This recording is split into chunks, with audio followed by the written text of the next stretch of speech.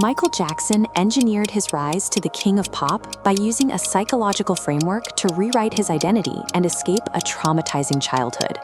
If you enjoy learning the hidden success secrets of the world's most powerful people, make sure to like the video, subscribe, and share this with a curious friend. Most people remain within the boundaries of the environment they are born into. The economic conditions and family dynamics they inherit often set a trajectory that is difficult to alter. Michael Jackson was born into those boundaries. Despite his musical precision, his early years in Gary, Indiana, were defined by poverty and a restrictive environment that dictated his path. Talent is a variable, but it is rarely enough to dismantle a pre-written destiny. To move beyond his circumstances, Jackson had to execute a calculated fracture from his own reality. His father, Joe Jackson, maintained absolute authority over the household. Every hour and creative decision was governed by a strict top-down hierarchy. The Jackson 5 functioned as a family machine. In this system, Michael was an essential component, but he was also creatively bound to a collective identity with his brothers. Behind the hit records was a history of physical and emotional abuse. This treatment worked to suppress his individual identity and replace it with a role designed for the group's success. Surviving this type of childhood often installs mental barriers. These are internal limits that define what a person thinks they are capable of, often preventing them from seeking a life beyond their trauma. To evolve as a solo artist, a new contract wasn't enough. He had to dismantle the very identity his environment had constructed. Jackson realized that staying within the family structure would permanently cap his potential. He needed a way to outgrow the person his father had trained him to be.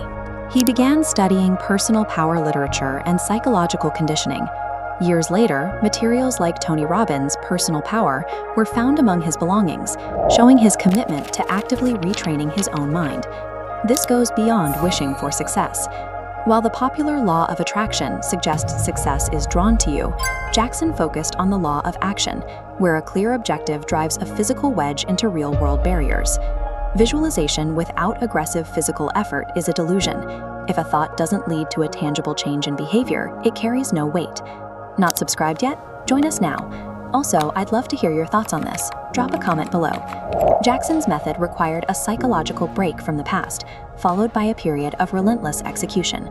He codified this shift by sitting down and committing his new reality to a single piece of paper. This was a written declaration of the person he intended to become. The first part of his text was the termination of his old self.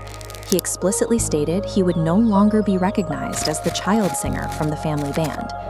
Next, he detailed a new elite persona. From that point on, he would be known and marketed as MJ. He then set a target that forced him to scale his work. He wrote down that he would sell 100 million copies of his music. Jackson immediately aligned his actions with his words. He modified his physical appearance, his fashion, and his stage presence to match the persona he had described on paper.